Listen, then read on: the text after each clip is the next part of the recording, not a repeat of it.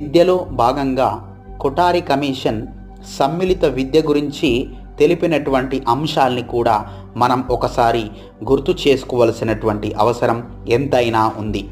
అన్ని సామాజిక వర్గాలు సమూహాలను ఏకతాటిపైకి తెచ్చి సమాజాన్ని సమైక్య సమాజాన్ని నిర్మించడం విద్యా వ్యవస్థ యొక్క ధ్యేయం కావాలి.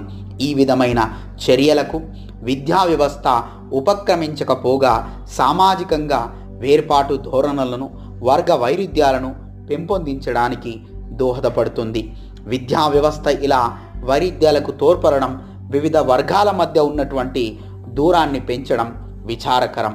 అందుకు గాను సామాన్య పాఠశాల వ్యవస్థను దీన్ని మనం కామన్ స్కూల్ సిస్టమ్గా పేర్కొనడం జరుగుతుంది.